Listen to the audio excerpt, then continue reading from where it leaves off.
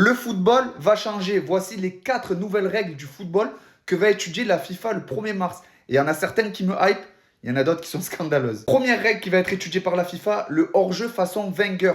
Un joueur serait signalé hors-jeu si l'intégralité de son corps dépasse la ligne du dernier défenseur. Tant qu'une partie de son corps est alignée avec la ligne du dernier défenseur, le joueur ne sera pas sanctionné. Pour schématiser, en gros, si un joueur dépasse légèrement le défenseur, il ne sera pas hors-jeu. Dans cette situation-là, l'attaquant ne sera pas hors-jeu. En gros, pour que l'attaquant soit hors-jeu, il faudra qu'il dépasse entièrement la ligne du défenseur. Là, par contre, je ne suis pas du tout d'accord. Certes, ça évitera les hors-jeux litigieux, mais pour moi, l'attaquant sera beaucoup plus avantagé que le défenseur. Donc la première règle, personne ne me hype pas du tout. La deuxième règle, maintenant, les annonces micro des arbitres à tout le stade. Après avoir consulté la VAR, les arbitres expliqueraient leur décision avec un micro en direct à tout le stade. Ça, je trouve ça génial. Quand on est au stade, on voit pas les images VAR. Des fois, c'est confus, on sait pas ce qui se passe. Ça éviterait énormément de confusion et ça mettrait un point final à la décision. Pour moi, c'est un grand oui. Troisième règle qui va être étudiée, le système Challenger. Chaque entraîneur pourrait utiliser un nombre limité de recours à la VAR durant un match sur une action qu'il juge litigieuse. C'est peut-être l'un des points qui me hype le plus. Je trouve ça génial. Comme au tennis où le joueur peut demander la vérification pour savoir si la balle a touché la ligne ou pas, là, l'entraîneur pourra demander la VAR. Et je trouve ça génial parce qu'en plus, il y a un nombre limité, donc ils pourront pas abuser. Et le quatrième point maintenant, la possibilité de stopper le chronomètre. Les arbitres pourraient avoir le pouvoir de stopper le chronomètre pour étudier une situation litigieuse. En gros, l'objectif, c'est d'éviter de perdre du temps. Pour moi, c'est pas le point le plus utile, mais why not? Ça ne peut qu'améliorer le bon déroulé du match. Ces règles-là vont être étudiées le 1er mars et pourront déjà être mises en vigueur dès cet été.